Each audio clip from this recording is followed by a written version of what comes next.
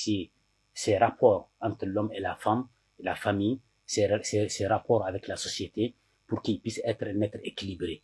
Parce qu'on appelle un être équilibré, un être qui est en harmonie, qui est en phase avec tous les éléments qui sont en face de lui. Voilà. Et dans ce sens-là, comme je le dis, la sagesse africaine est indépassable. On a voulu copier les autres, et le résultat, c'est la décadence dont vous parlez là. Le créateur, nous, la pensée africaine s'est forgée sur ce que le créateur lui-même a fait. Il a créé l'homme, il a créé la femme, il a créé le positif, il a créé le négatif. Il a créé le soleil et la lune, etc. Donc, le soleil véhicule les énergies chaudes, électriques. La lune véhicule les énergies attirantes, le magnétisme, etc. Nous, on a connu ça. Et l'homme et la femme, c'est à l'image de ça. Et depuis l'enfance, nos parents nous éduquent, le garçon doit faire ceci, la fille doit faire ceci. Et il y avait des phases dans notre éducation, des phases dans l'initiation, la circoncision et l'excision, qui étaient des écoles, des vraies écoles. Hein. D'accord. Et on formait les gens, c'était pas à n'importe quel âge qu'on faisait la circoncision et l'excision. On le faisait entre 14 et 21 ans. L'enfant était suffisamment mature pour comprendre l'enseignement qu'on lui inculque. Donc, la circoncision, elle est importante pour que l'enfant se souvienne de cela. Oui, elle est importante parce que d'abord, c'est pour distinguer, enlever la partie féminine de l'homme. D'accord. Parce que le créateur est androgyne, masculin et féminin en même temps. Donc, dans chaque homme, il y a une petite partie féminine. C'est vrai. Dans chaque femme, il y a une petite partie masculine. Donc, nous, on dit, ok, il faut débarrasser la femme de sa partie masculine, débarrasser l'homme de sa partie féminine. La circoncision, et le fixer dans son sexe dominant. Mais on dit que l'excision est interdite quand même, et on dit que ça fait beaucoup de dégâts. Mais ça, c'est n'importe quoi. Ça, c'est des idées de nos ennemis qui veulent combattre la tradition africaine. Hein? Mais officiellement, nous luttons contre l'excision des femmes. Ceux qui lisent ça sont des ignorants.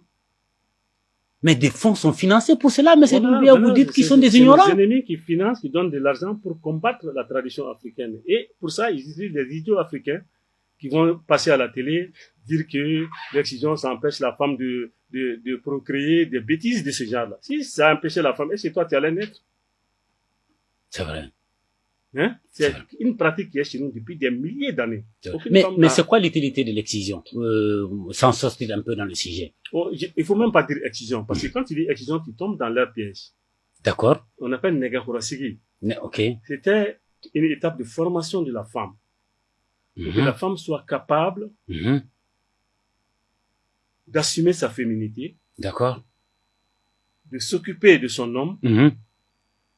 De contrôler son pagne. Parce que la femme ne doit pas ouvrir son pagne à n'importe qui. C'est vrai. Et de connaître parce que c'est comme elle est la maîtresse de la cuisine. Les choses qu'il faut manger ou qu'il ne faut pas manger. Donc, le premier médecin dans la famille, c'est la femme. C'est vrai. Et quand l'homme même tombe en incapacité et en impuissance, c'est la femme même qui se débrouille, trouve des ingrédients qu'il faut mettre dans la sauce pour que son homme soit plus viril. C'est vrai. Et ce sont ces enseignements-là qu'on inculquait à la jeune femme pendant le temps de Negakorosigi. Une sorte d'initiation. Voilà. C'est une vraie initiation. C'était ça l'école sociale. C'était ça l'école sociale. Bon, ils sont venus détruire. Bon, tout le monde va s'asseoir en classe. Bon, les filles sont quasiment nues. Les profs même ne savent même plus quoi dire aux élèves. Bon, voilà, ça c'est la décadence, la régression. Donc, cela veut dire que si nous considérons que c'est une nécessité, mais ça veut dire que, notamment, il y a pas longtemps, nous avons entendu des rumeurs à Dubaï, avec des jeunes filles africaines, l'histoire de Proti-Prota. Tout ça, ce sont des marqueurs qui montrent que l'Afrique, quand même, nous sommes vraiment en retard par rapport à la compréhension de toutes ces choses-là. Oui, ce sont des dérives qui sont venues parce que l'Afrique a laissé son africanité.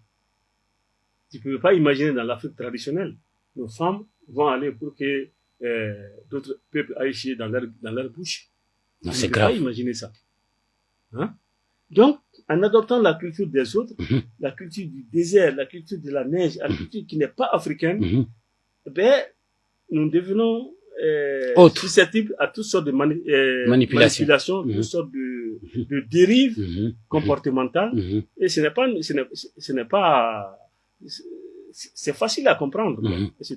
Il faut simplement introduire nos valeurs dans le système éducatif. Mais que faut-il faire, M. Doumbia? On en a parlé, nous avons parlé sur les réseaux sociaux, nous avons parlé des crises, les différentes crises de la société, nous parlons tous les jours de la décadence sociale, nous parlons toujours de cette paupérisation. Mais qu'est-ce qu'il faut faire finalement, vous, de Mayamba? Il faut mettre au pouvoir un Africain, un vrai Africain. Qu'est-ce que vous appelez un vrai Africain? Un vrai Africain, c'est quelqu'un qui est ancré dans la culture africaine. C'est ce que moi j'appelle la tradimodernité. Il est vraiment ancré dans la culture africaine, mais en ayant la tête dans la haute technologie. Mais nous sommes un pays à 95% des musulmans. Mais on s'en fout. On a un pays à 80%. Ça, c'est même faux. Mais, quand on dit que est-ce que vous voyez des musulmans voter pour... Ces musulmans-là, mais c'est 95%, c'est ce que je dis, 95% des musulmans. 95% d'entre eux vont consulter les somas, les domas.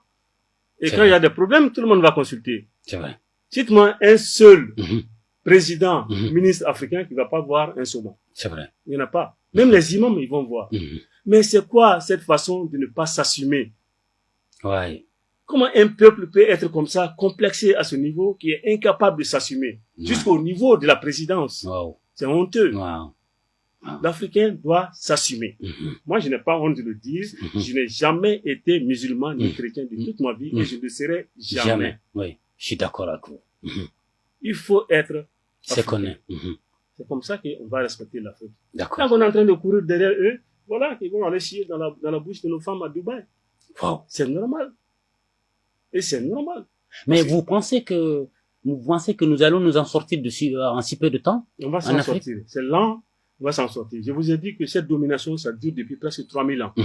Quelque chose qui est là en 3000 ans, tu ne peux pas venir le bousculer en 10 ans.